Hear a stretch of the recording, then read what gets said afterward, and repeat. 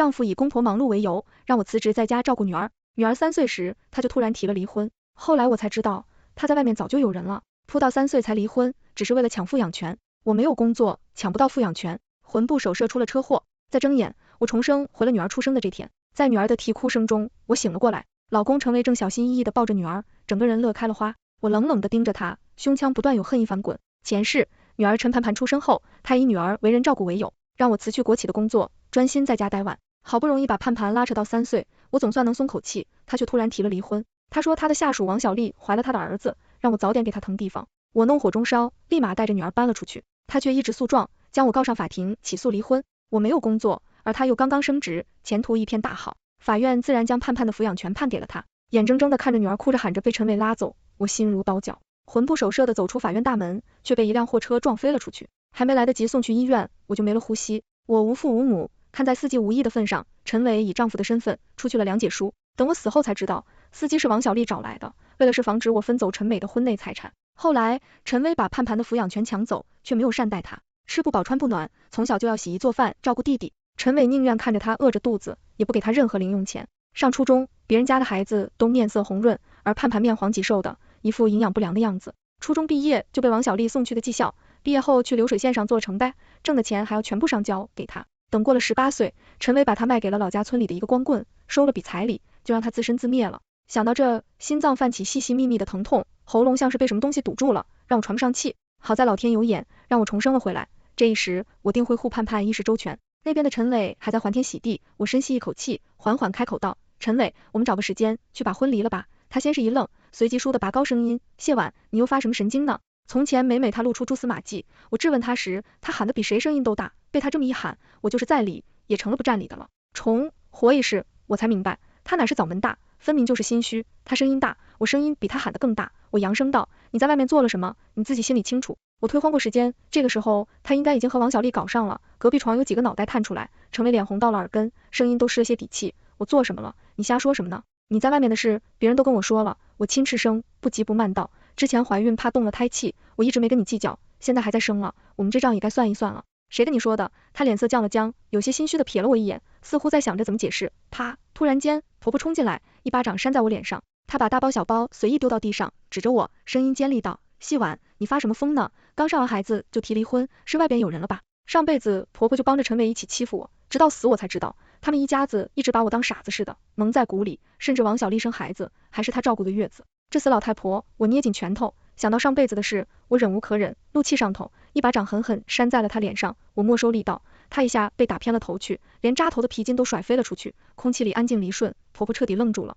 趁她没反应过来，我先声夺人，当即红了眼眶。那女的20刚出头，外地人，来你们单位不到1年时间，陈累，还要我说再详细些吗？我又看向婆婆，人家都说帮理不帮亲，妈你这不分青红皂白就污蔑我外面有人，可太过分了。平时打我骂我，我也就忍了，可你儿子都出轨了，我也刚生完孩子，还要被你打，这说出去，谁不说你们过分？分位到了，周围的人也跟着开始指指点点，活不脸上一阵红一阵白，气得破口大骂。我探把以前什么时候打过你？小婊子满嘴喷粪，他被身后的几个人拉着，没法这么拖开来，不然早冲过来揍我了。门口去了不少病人和家属，厂房里多的是闲得没事做的人，大家在医院无聊得很，听见动静，恨不得抓把瓜子在这看热闹呢。我抹了把泪，深吸一口气道：我眼里揉不得沙子，趁着孩子还小，不济事，我们赶紧把婚离吧。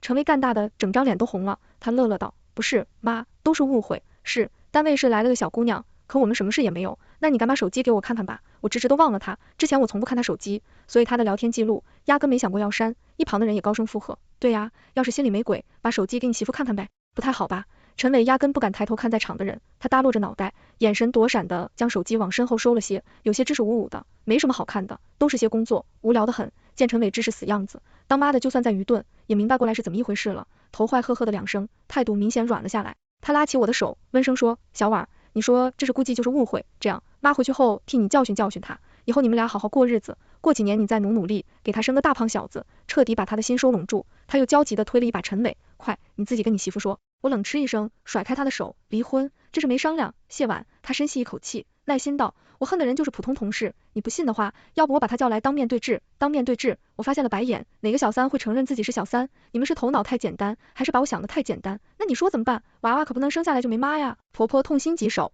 我鄙夷的看了他一眼，他不离婚，并不是对我还有感情，而是这孩子连户口还没有上，我又是不如妻，别说是抚养权抢不过我，就是这姓氏，恐怕都不一定随父行了。我沉思片刻，缓缓道，我要陈伟给我写一个承诺书，若是被我发现出轨，不仅立刻和我离婚，陈伟还必须净身出户。这陈伟有些为难的看了他妈眼，房子是我爸妈买的，怎么能分给你？我计较出声，如果真如你说的，你在外面什么事也没有，那这点保证不难吧？你要一点是没有，那就写呗。围观的人出声，对呀，写的这是不是就过去了吗？有什么难的？周围的人七嘴八舌讨论开，陈伟面红耳赤，他绞着手指头，坐立难安。周围人的话语像把他的衣服扒光了，又架在火上烤。婆婆暗中掐了他一把，又使了个眼色，就写呗。她说你外面有人，也要眼见为实才行，只要没亲眼见到，那些风言风语不算什么。他的意思很明显，只有我将他堵在床上，这协议才算生效。而我刚生产完，又是坐月子，又要照顾孩子的，比如说是捉奸，恐怕连充分的时间都没有。行，自己妈都这么说了，他也屈服下来，咬牙刀，我写。他在单位做文字工作的，写起东西来的心应手，很快，一封承诺函就写好了。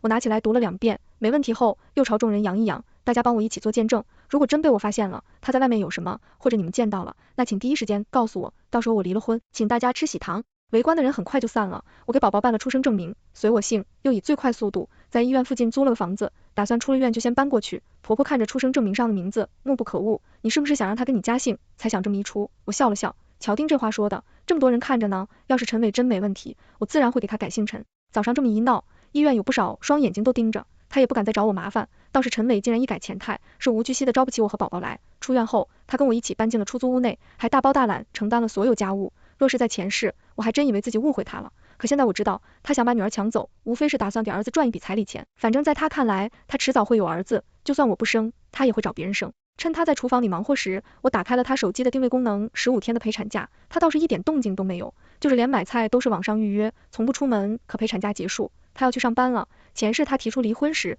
我才知道他们单位周2下午会放假半天，而这半天就是他和王小丽的约会时间。他上班的第一天便是周2，我盯着手机里的定位，看着他回到了婚房里，干柴烈火，几天不见，真是等不了一点。他回了婚房有半小时的时候，我拨通了中介电话，家里好长时间没住人了，脏得很，帮我找3个保级，逼可能上门的那种。中间问我要什么样的，我回复爱八卦的，嗓门大的，哪头愣，随即回复没问题，马上安排到位。等保洁阿姨到了楼下，打电话问我钥匙放在哪时，我一拍脑袋，哎呀，我光顾找忙孩子，还真不记得了，要不你去物业问问他那边应该有认识的开锁师傅。正麻烦，阿姨嘀咕，电话没挂，我听见他去物业叫了人，物业经理又带着开锁师傅，一闲人风风火火的朝家里赶去。我盯着定位，此时陈伟在卧室已经待了20分钟了，他大一声，门被人打开了，3个保洁走进去，打开了窗户，又转开了所有房间的门。陈伟没想到这时候会有人来，压根就没锁门，他们正在信筒上，猛地被冲进去的爱吓得魂飞魄散。你们谁呀？王小丽撕破天的尖叫声响起，陈伟吓呆了，猛地跳到地上的闷响声，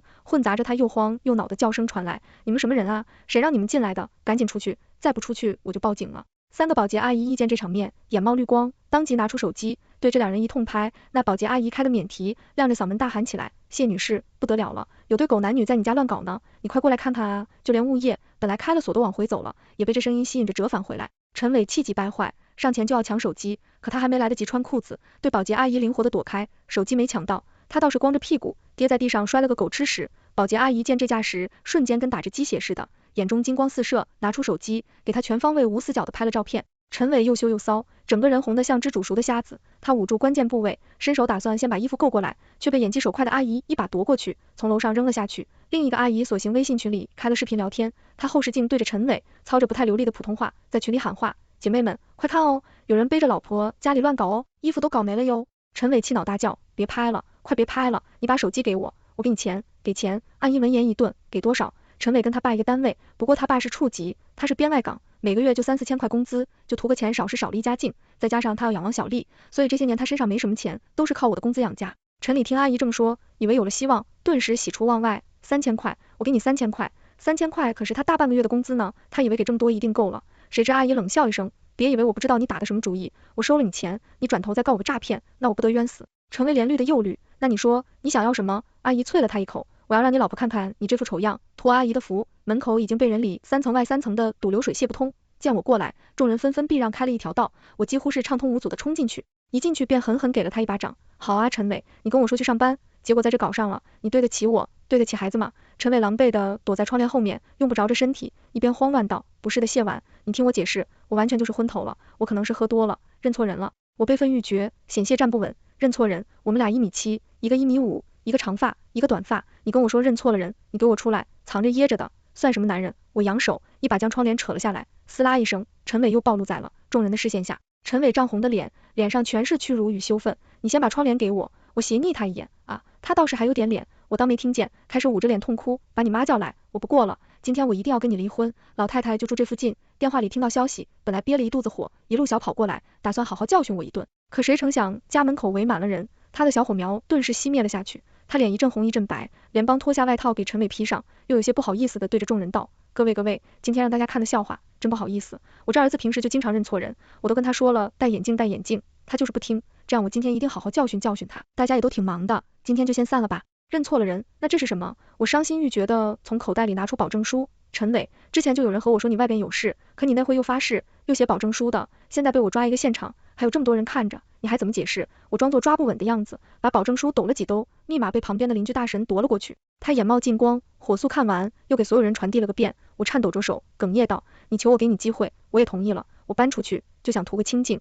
可你倒好，把人直接带回了家里，你叫我怎么办？叫家里偶偶待哺的孩子怎么办？我声声悲愤的质问，引得身边的邻居对他一顿斥责。我说这家怎么生孩子就搬走了呢？他家还说媳妇不地道，完去富楼子，合着自己不干不净，还满嘴喷粪的。平时看着老老实实的，哪晓得背地里是这样的，还真是看不出来呢。不是说他工作是他老子安排的吗？一个月就剩3、4千块钱，玩的还挺花，那不是有个有能耐的老子吗？平时他老子那家子端着高高的，谁晓得他儿子竟是这样的。陈伟妈脸一热，1分钟也不想再待下去，拉起陈伟的手就往家里走。不知谁突然高喊了一声，陈处长来了。先前人家提到陈处长，大都是巴结讨好的语气，这一次却是实打实的幸灾乐祸。就看见陈伟他爸怒气冲冲的从电梯里出来，抬手朝陈伟一个耳光挥去，不知羞耻的东西，我的老脸都要给你丢尽了。他紧攥在手里的手机里，正放着陈伟被堵在床上的视频，也不知是谁把这视频发到了小区群里。爸，陈伟大惊失色，他平时最害怕的就是他爸，之前他爸总嫌他没出息，同事家的孩子不是读名牌大学，就是被父母送出国，他倒好，学习学不进去，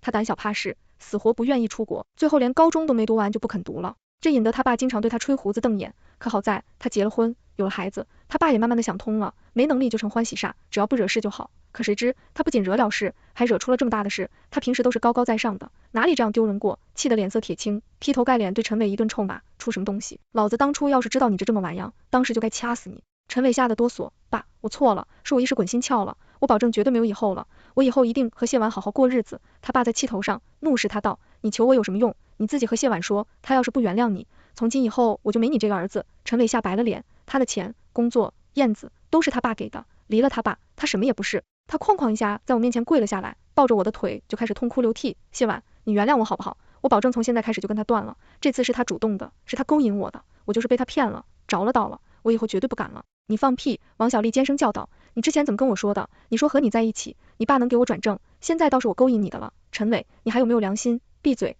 陈伟怒喝一声，又转头哀求，你别听他的，他一个小三，嘴里有几句是真话。我冷冷的撇开脸，被我发现出轨就答应离婚，这可是你答应我的，不要！他罗着膝盖上前2步，紧紧攥着我的衣角，谢婉，这次真是我糊涂了，只要你原谅我，你怎么对我都可以，你想要什么，你说一句，我立马去办。我成为妈也拉着我，语重心长道，是啊，孩子不能没有爸，更不能没有妈，你之前怀着孕，他被外面不三不四的人勾了魂，也算正常，现在孩子生了，他以后一定好好跟你过日子，成不？我眼泛泪花，露出一丝犹豫。陈伟趁热打铁，只要你肯原谅我，我把我工资卡交给你，以后你管钱，我绝对不说半个不字。陈伟爸也干咳了2声。谢婉，只要这次你肯原谅陈伟，我就把你们这套婚房过后到你名下。哦，又和，这是老铁树开花了。陈伟虽说每个月工资少得可怜，但因为他有个有钱的爹，所以陈伟妈总觉得我高攀的陈伟，平时防我跟防贼似的，现在竟然这么舍得下血本，莫非是陈伟爸最近工作在某个关键期，不能坏了名声？我心里乐开了花，脸上却泛着苦笑。那如果再被我发现一次呢？陈伟眼睛一亮，大概是听出了我话里的松动，他赶忙道，不会了，一定不会了。再发现我二话不说，立马跟你去离婚。松了口，众人也当时看上笑话，很快就散开了。王小丽被陈伟爸斥责了几句，眼红的脸哭着跑了。陈伟爸又撂下几句话，便也走了，多留下陈伟妈和陈伟。陈伟妈像争信地打陈伟几下，又开始埋怨起来，话里话外都在说我的不是。我勾了勾嘴角，却不在意，房子到手了，起码后半辈子我和女儿不至于没地方住。陈伟松了口气，本以为事情过去了，可接下来几天，他在小区里不管走到哪，都有人对他指指点点，他受不了一点，又会溜溜的搬回了我这出租屋里。可我知道，他快按大不住了，偷了心的男人，有第一次就会无数次。果然，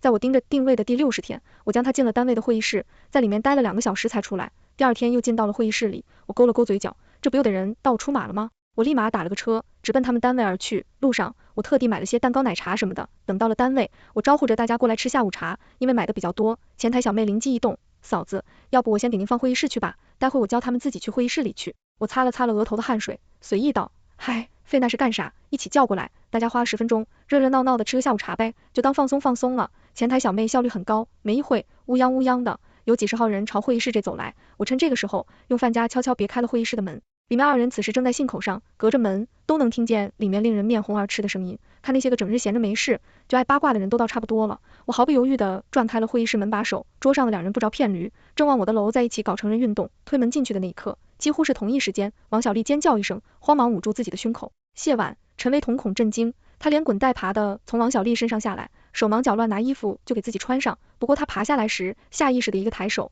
把王小丽从桌上扫了下去。2厉声尖叫，王小丽整个人从桌上摔了下来，还磕了一嘴的血，连衣服都没来得及穿，她趴在地上，便光这个屁股动也动不得了。画面太美，不少人捂住脸，又透过指缝偷偷往里瞧。陈薇总算想起王小丽了，他手指颤抖着把王小丽的衣服拿过来，慌忙披在她身上。他嗓音颤得颤，谢婉，你听我解释，你，我气急攻心，两眼一黑，向后倒去。众人惊呼，手忙脚乱的扶住我，又是掐人中，又是扇扇子，一时间会议室里要多乱有多乱。你们一个个不上班，堵在干什么呢？陈伟爸中气十足的声音从身后传来，保洁阿姨只听见有人问，但没看清是谁在问，她顿时大声道，陈处长的儿子和外包的小王搞一起了，2人光溜溜的，身子还连在一块呢。陈伟爸又惊又动，脸色刷得下沉下来，上班时间看什么热闹，都干活去，但大家你看看我，我看看你，都没挪开。陈伟爸气急败坏，用劈头盖脸指着陈伟弄骂，狗改不了吃屎的东西，滚给我滚出去，老子的脸真是给你丢尽了。陈伟脸色煞白，爸都是他勾引我的，他把我叫到会议室里，脱衣服就扑上来，你胡说。王小丽脸色发白，是你说，你逼坏了，叫我去会议室里陪你，还说你每天晚上做梦都是和我一起。闭嘴，这哪有你说话的份。陈伟爸表情几乎狰狞，够了，我拿出那封保证书，掩面哭泣，我受够了，我要和你离婚。之前听人家说你出轨的事，我选择相信你，上一次你被人堵在家里，你爸妈求我原谅你，我看他们这么大岁数也不容易，我也就忍了，可保证书是你写的，你却一而再再而三的被人堵在床上，你叫我还怎么相信你。我捂住脸，眼泪从指缝中渗出，又带着几分苦涩，继续道，你挣的不如我多，咱妈却觉得我是贪着咱爸的钱才嫁的你，你在我孕期时出轨，咱妈却觉得是我不能行妻子的义务，所以叫我别怪你，但我现在真是累了，是我一厢情愿喜欢了你这么久，我也该清醒了。周围人眼神意味深长，则好多次了呀。陈伟爸闭了闭眼，一脸恨铁不成钢，慈母多半是我们陈家对不起你。我苦笑，离婚吧。陈伟声泪俱下，不，我不离婚，不肯离婚是吧？我也不急。我新建立的微信号，把那天左邻右舍拍下来的照片和视频全部保存下来，又通过社交账号顺藤过瓜，找到王小丽他妈的微信号，统统给她发过去。王小丽他妈，你是谁？这什么意思？我回道，你甭管我是谁，照片里这男的是领导家的儿子，之前骗你女儿说会娶她，结果玩腻了，翻脸不认人了。他妈多大的领导？我很大很大。第二天一早，王小丽他妈就带着他弟杀到了陈伟他们单位楼下，他拉着一条大红色横幅，直接跪在了横幅底下，上面赫然写着朝三不四，天理不容。横幅挂上，王小丽他妈立马就哭上了。陈处长的儿子搞带了我女儿的肚子，现在翻脸不认人了，这可怎么办哟？可怜我女儿，身子被那么多人看了的光，姑娘家的清白都被他给毁了，你们一定要为我做主啊！我们乡下人无权无势。王小丽从人群里挤出来，脸上一整红一整白，妈你胡说什么呢？我哪有怀孕？你快回去吧，这是我自己会解决的。哎呦，我的傻闺女哟，被人欺负了还不敢吱声。他妈一边哭天抢地，一边偷偷冲他挤眉弄眼，妈今天一定要替你讨个说法，不然就带着不走了。王小丽的弟弟长得又瘦又黑，一副贼眉鼠眼的样子，听这话也跟着喊，对，把你们领导叫出来，不然我们不走了。他倒不是真为王小丽来伸张正义的，而是想着自家女儿要是真能嫁给单位领导的儿子，那以后的日子一定会滋润不少。不说别的，起码给他弟准备一笔彩礼不算的难事。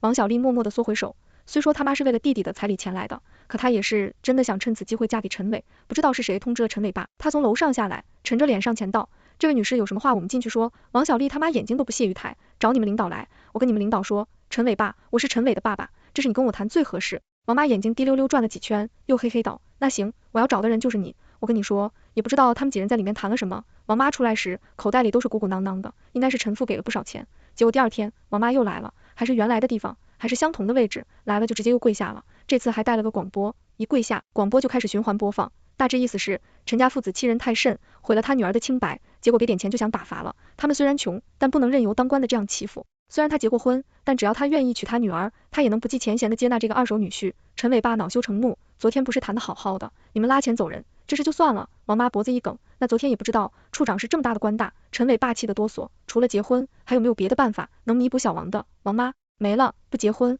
我就一直在这站下去。陈伟霸气的脸色通红，他从陈伟丢下一句，你自己看着办吧，便直接请了3天假。王妈也不是软柿子，广播声音越放越大，还有家里的喇叭，2公里开外都能听见王妈控诉的声音。就这样跪了2天，局长坐不住了，他亲自给陈伟爸打电话，你作为单位领导，当缩头乌龟也得看看是在什么场合吧。还有你那个儿子，处理不好家事的话，就先让他回家吧。陈伟爸羞得无地自容，明白了局长，我这就去解决。我一直嚷嚷的离婚，王妈又跪在单位门口1哭2闹3上吊，再加上陈伟爸天天黑着一张脸，让他把这事尽快了结了。迫于3方压力，陈伟心一横，给我发来离婚协议，又发消息到离婚可以，把当年给你的彩礼退还给我。我不要脸，他不肯退是吧？我就知道你就是冲我家的钱来的，不退我就告你去。我连夜整理的这些年的花销，又把他家所有亲戚、同事，还有共同好友、老师、同学，全都拉进了群里。我放上陈伟叫我退彩礼的聊天截图，诱导彩礼一共8万，婚后他逼我拿钱出来装修，共20万，给他买手机、电脑、衣服等3万，生活共同开销6万，产前生娃等花费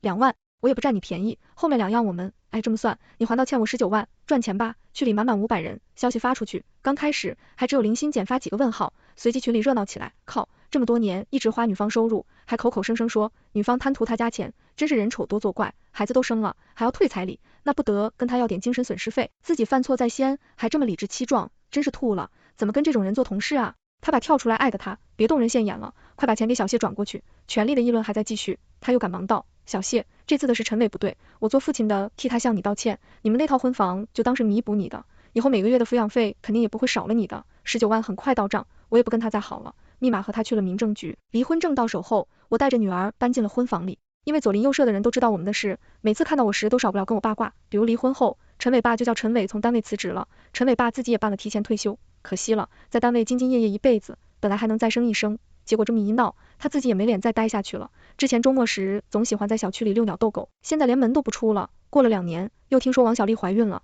王小丽这下母凭子贵，她逼着陈伟领了结婚证，但这时又引来了不少人看笑话，她气得浑身哆嗦，回去后又大哭大闹立场，要求陈伟大操大办，把她娶回家，让他给自己证明，可大操大办需要钱，陈伟没钱的，他只能回去找他爸要钱，他爸气得一脚踹在他屁股上，怒骂畜生东西，现在同事、亲戚、街坊邻居每个不知道咱家的丑事，你还要大操大办，你是脑子秀逗了，还是被门夹了？你不要脸，脑子还要脸。最后还是没办得成，王小丽带了几件衣服就搬去了陈伟那里，为了养儿子，王小丽又逼他出去工作，可他高中都没毕业，什么也不会，不过小时候和他爷爷学过一点修自行车，于是只能在小区附近支援摊子，可不仅没什么人修自行车，谁见到他都捂着嘴偷笑，大家看到他都张口闭口阴阳怪气，叫他陈小处长。他羞红了脸，当即说了摊子，灰溜溜的回去了。结果王小丽嫌他没本事，又和他打了一架。没多久，我才成为朋友圈里的知，王小丽生了，跟上辈子一样，还是个儿子。我收起手机，不在意的笑笑，日子就这么不咸不淡的过着。转眼间，女儿盼盼读到6年级了。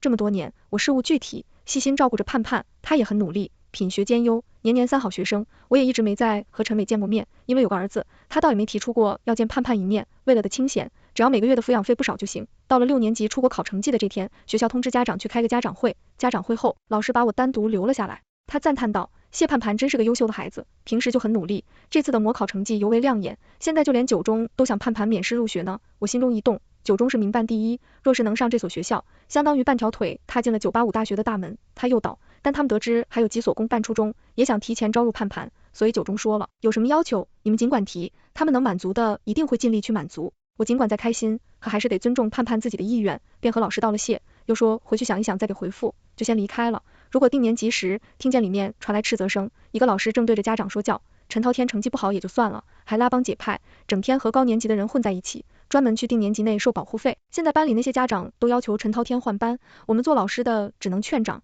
但你们做家长的是不是得管管？陈伟被训得面红耳赤，一旁王小丽点头哈腰的跟老师赔不是，理了儿子的耳朵要教训他，他儿子却这么拖开，大声吼了起来，还不是你们在外面瞎搞，现在谁不知道你们的臭名声，我同学都笑话我，我1秒都不想在学校再待下去了。他推开王小丽就往校门外面跑，陈伟想追过去，却被王小丽一把扯住衣领子，他状似疯魔的叫，你刚刚在看谁？你看到他是不是？你看他做什么？你是不是后悔了？陈伟涨红了脸，一把甩开他，你又在发什么疯？有什么话不能回去说吗？不能。王小丽歇斯底里，啪啪给了他2巴掌。老师欲言又止，想劝一劝，最终还是进了教室。到家后，盼盼还在写作业，我将九中的事情和他说了，他点点头，兴致缺缺的样子。手机缺在这时来的信息，是陈伟，我听老师说盼盼成绩不错，九中想优录他，那你们能不能跟学校提一提，给小天也留个名额，3年后能免试入学的那种。隔着碗买1送1呢，他儿子成绩全年级里倒数第一，还想借棒盘的光上九中，做什么春秋大梦呢？他又发，要是你们不和学校提，那我自己去提，我是棒盘的父亲，我有这个权利。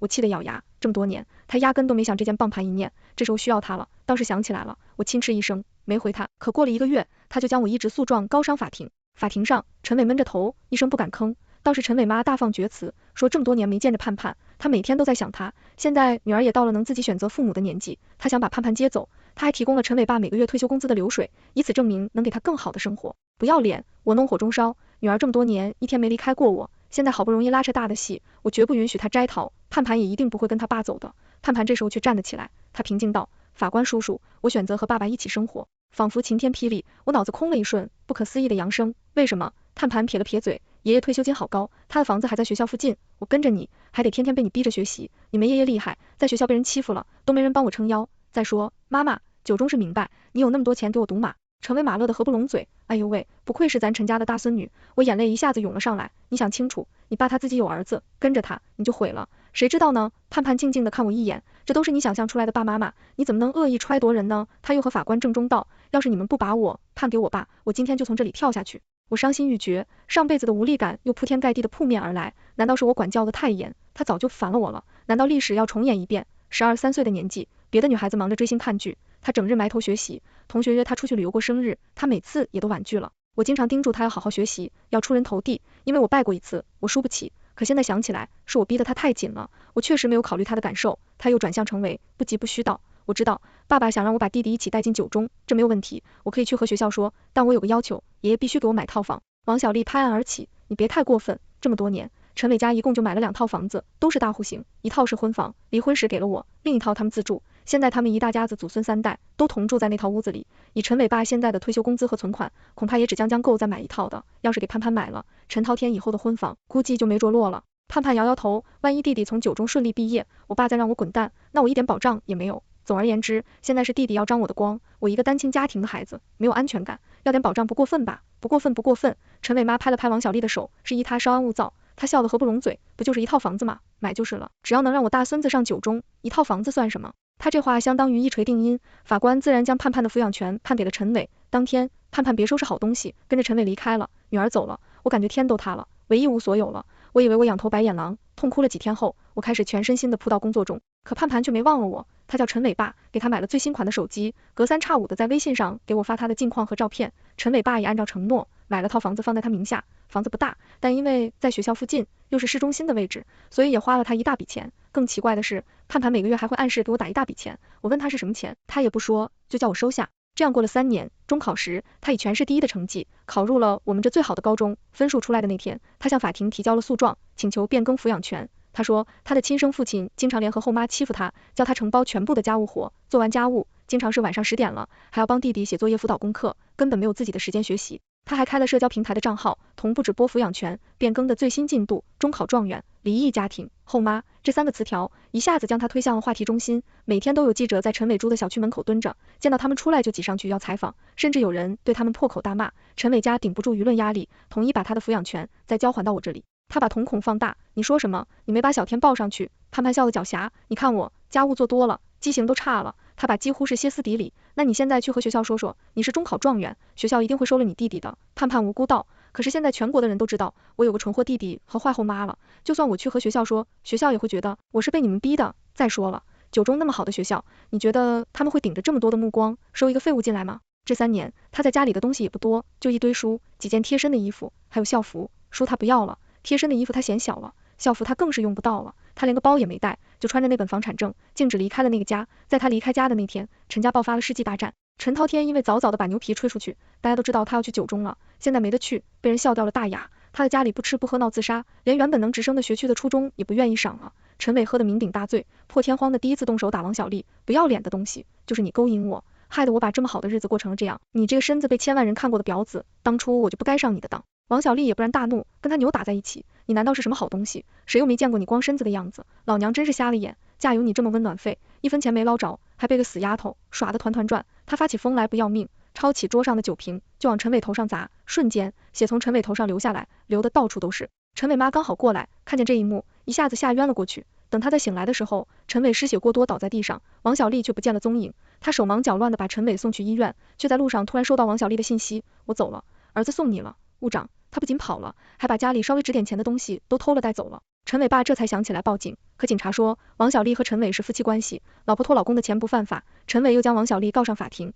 提起离婚诉讼并追回财产，可王小丽撒泼打滚就是没钱，陈伟一家也没办法，总不能把王小丽送到牢里去，毕竟王小丽坐了牢，他陈家的大孙子未来是会受影响的。多年的继续给潘潘买了房，平时的退休工资还以生活费的名义对潘潘要走了七七八八，孙子在家闹绝事不上学，孙女也跑了。陈伟爸一下子就气得中风了，出于人道主义，我带着潘潘去医院看望了他。昔日风光无限的陈处长此时躺在床上，任由人擦屎擦尿，他像枯树一般了无生机地躺在床上。见到盼盼的刹那，流出2行浑浊的泪。盼盼，这么多年是你爸对不起你，所以爷爷不怪你。俗话说子不教父之过，爷爷现在这样也算是报应了。盼盼摇了摇头，上前体贴地握住他的手，爷爷，我从没怪过你，这一切都是爸爸的错，如果不是爸爸，你现在还是个大官，而且还是状元的爷爷，都是爸爸不靠谱。不过爷爷你放心，我会给你养老的，哪怕爸爸不管你，我都不会丢下你的。陈北巴心里暖暖的，感动极了，他紧紧握着盼盼的手，连说了几个好字，又从口袋里拿出一张银行卡，还是盼盼好，还是盼盼好啊，这卡你拿去，里面是爷爷的退休工资，以后每个月还有进账，记得收好了，别叫你爸发现了，以后我不会再管你爸和你奶奶了，爷爷以后就靠着你了。盼盼家崩大老高，谢谢爷爷。出了医院，盼盼撇了撇嘴，死老头子，装得跟多无辜似的，其实就他最坏了，我才不会给他养老呢。去时，陈伟巴并不无辜，前世王小丽一个劲的欺负盼盼，他也没站出来说个不字，要不是他的大孙子不中用，他又怎么会多看盼盼一眼？想到这，我又讶异的看了盼盼一眼，10几岁的年纪，看得倒挺通透。对上我的目光，他又靠过来，紧紧的挽着我的手臂，像是生怕我不见了似的。我有些好笑，又有些欣慰。初中3年，他住在陈伟那里，不仅得了套房，还搞了不少钱。我大概算了算，光是存在我这的，怎么也有小20万。现在他爷爷的退休工资卡也被他搞来了，他摇身一变成小腹部，这些成呆，身无分文，托这个钟爱的废物儿子，只能靠着陈伟妈每个月1000多块的退休工资生活，每天长吁短叹，还要面对着整个人慢慢裂裂的老娘。他找过他爸，可他爸闭门不见，还口口声声要断绝关系，他只能又灰溜溜的回去，被儿子和老娘指着鼻子骂，日子过得要多糟糕，有多糟糕。他们这时候又靠近了些，他说，妈妈，你知道我为什么会跟爸爸，为什么会努力从他们的捞钱回来吗？为什么？我不解的问他，他调皮的勾了勾手，又附在我耳边低语，妈妈，因为我也重生了，全都完结。